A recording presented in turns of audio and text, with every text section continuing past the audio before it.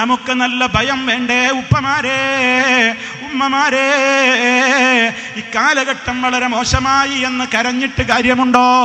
അതിനെക്കുറിച്ച് പരിതപിച്ചിട്ട് കാര്യമുണ്ടോ? പരിഹാരങ്ങൾ നമ്മൾ ചെയ്യണ്ടേ? അതിനെന്ത് വേണം? അതിന് അള്ളാഹിനെ കുറിച്ച് പേടി വേണം. അള്ളാഹിനെ കുറിച്ച് പേടി എനിക്കില്ലാതെ അത് ഒരാൾക്ക് ഉണ്ടാക്കാൻ പറ്റുമോ? എനിക്ക് നിസ്കരിക്കാൻ തോന്നുന്നില്ലെങ്കിൽ, എനിക്ക് പള്ളിയിൽ പോകാൻ താല്പര്യമില്ലെങ്കിൽ, എനിക്ക് നല്ലത് കേൾക്കാനും വായിക്കാനും പഠിക്കാനും ദിക്റുകൾ ചൊല്ലാനും സ്വലാത്തുകൾ ചൊല്ലാനുമൊന്നും എനിക്ക് താല്പര്യമില്ലെങ്കിൽ അതെന്നിൽ അടിച്ചേൽപ്പിക്കാൻ കഴിയുന്നതല്ലല്ലോ. ഹിദായത്ത് എന്ന് പറയുന്നത് റബ്ബ് തരേണ്ട വരദാനമാണ്, റബ്ബ് തരേണ്ടുന്ന തൗഫീഖാണ്. ആ തൗഫീഖ് നഷ്ടപ്പെട്ടിട്ട് ഇവിടെ കോടികൾ സമ്പാദിച്ചിട്ട് എന്ത് പ്രയോജനമാണുള്ളത്?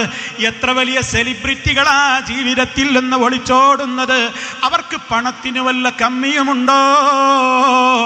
എത്രയെത്ര ബോഡി മത്സരങ്ങളിൽ പങ്കെടുത്ത, ശരീര മത്സരങ്ങളിൽ പങ്കെടുത്ത, സൗന്ദര്യ മത്സരങ്ങളിൽ പങ്കെടുത്തവരാണ്.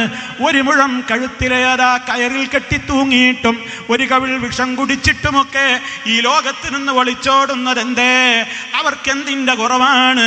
അവർക്ക് കമ്മി വന്നത്, അവർക്ക് നഷ്ടപ്പെട്ടത് അവരുടെ കണ്ണുകളും കാതുകളും നാവുകളും ഹൃദയങ്ങളും അവരുടെ ലൈംഗികാവയവങ്ങളും വിഹിതമായ മാർഗം വിട്ടുകൊണ്ട് പ്രവർത്തിച്ചപ്പോൾ അതൊക്കെ നൽകിയ റഹ്മാനായ റബ്ബിന്റെ ബറക്കത്ത് അവർക്ക് നഷ്ടപ്പെട്ടു പോയി.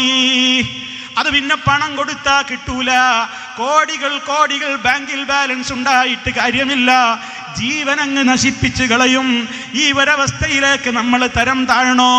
നമ്മുടെ മക്കൾ തരം താഴണോ? അതില്ലാതിരിക്കണമെങ്കിലാണ് ഈ പറയുന്നത്. കൃത്യമായി റഹ്മാനായ റബ്ബനെ കൺട്രോൾ ചെയ്യുന്നു എന്ന ബോധം വരലല്ലാതെ നിവൃത്തിയില്ല.